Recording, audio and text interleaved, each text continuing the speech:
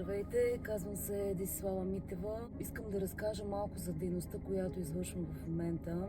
За всички от вас, които не ме познават, аз се занимавам с недвижими имоти от 2002 година до 2008.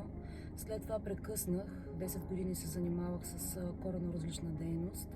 И в момента от вече 3 години и половина отново се върнах в този бранш. В момента, освен с недвижими имоти за покупко-продажба и за наеми, се занимавам и с менажиране на апартаменти. Имам вече изградена клиентела, хора, които живеят в чужбина, които няма как да се върнат в България и са се доверили изцяло на мен. Ако апартамента е оставен след наематели, за съжаление има и такива жилища, в окаяно състояние, трябва да се извърши някакъв ремонт. Аз се заемам абсолютно с целия процес.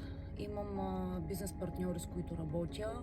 Изкъртване на стени, плочки, хамалски услуги, освежаване на стени, поставяне на подови настилки и вътрешен интериор, дизайн. Също така почистваща фирма, с която работя. Абсолютно всичко от А до Я, за да може жилището да бъде възстановено. Също така за хората, които ги е страх в момента да инвестират при закупуване на имот, мога да кажа, че ако чакате удобния момент, той никога няма да дойде. Бъдете по-смели, ако имате възможност финансова, не се замисляйте да инвестирате по всяко едно време, защото според мен това е най-добрата инвестиция.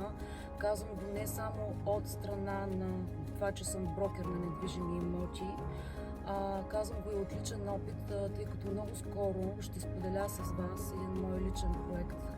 Така че следете ме, ако ви е интересно, ще се радвам, разбира се, да бъда полезна.